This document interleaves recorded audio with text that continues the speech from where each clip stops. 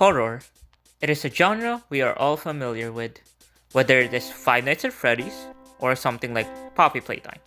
But in the world of horror, there is also the horror of a terrible horror game.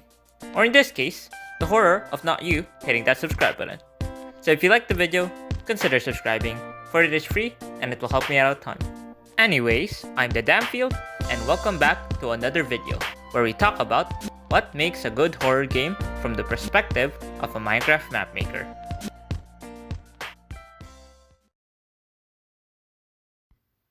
Though the first thing that comes to mind with the word creep is the general fear that horror games make.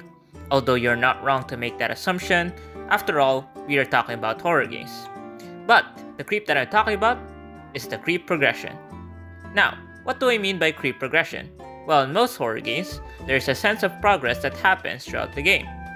If we were to use Five Nights at Freddy's for example, this creep progression comes in the form of nights, slowly easing the player into the gameplay, and with every night the rate of threat increase and instructions to the player are sent on how to deal with every threat.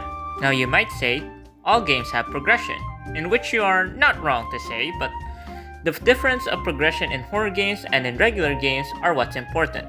In most games that are not of the horror genre, we are often given clear instructions on what to do and where to go. But for a good horror game, it is best to encourage the player to feel as if they are prone to mistakes, while also giving clear enough instructions as not to get lost. This feeling of vulnerability is what gets the player to feel as if they may actually get hurt if not following instructions correctly.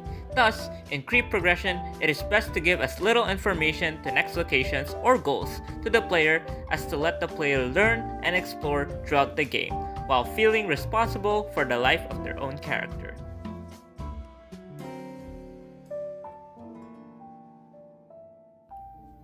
Motivation. Motivation is what is going to get your players to do what you want in the game. Though that might seem clear for some of you, it may not be as clear as you think.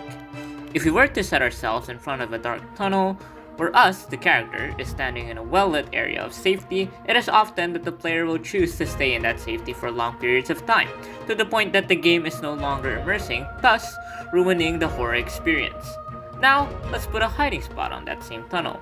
Now us, the player, is now encouraged to move to a now further place of safety, thus being the motivation in this case, being the further hiding spot in the game. Now, motivation doesn't have to be all like this. Let's use doors for example. In the game Doors, there are in fact hiding spots in that game, but that is not your motivator here. If you look closely, you can see the numbers in every single next room indoors. Now that might seem irrelevant to some of you, but that is a huge factor in motivation, for not only does the number of each door give the player the motivation to increase that number for every run that they do, but it is also serving as a giant red arrow for the player saying, hey, this is where you're supposed to go next. Now imagine doors without the numbers. It would somewhat feel like a maze, and any sense of progression is a blur. And let's not even talk about the sense of feeling you get when you're at the door number that Seek is supposed to appear in.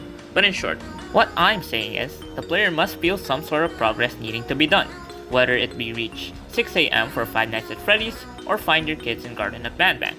Most, if not all horror games, give the player a goal that will make them put themselves in harm's way.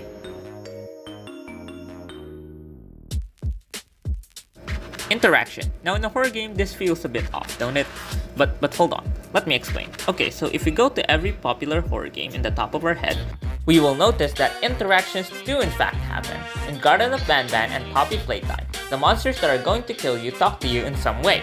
For FNAF, the phone guy is what talks to you. Thus, the reason he was cut off at night 5 to give a sense of losing. Communication now for Lethal Company, well, this doesn't seem to be the case. No monsters to talk to you, and there's no phone guy. Except there is, and that is your companion, or pun intended, your company.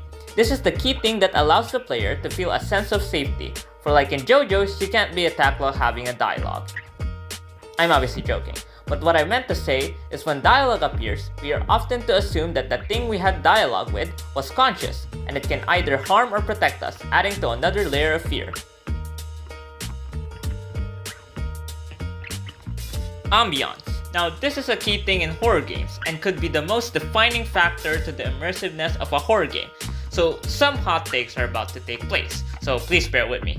In some horror games that I know of, this key thing is often what goes wrong, and it's the leading factor that the game may not be scary, which is not something you want for a horror game, I would know. But often, it is the dose that kills you, not the poison. Let me explain.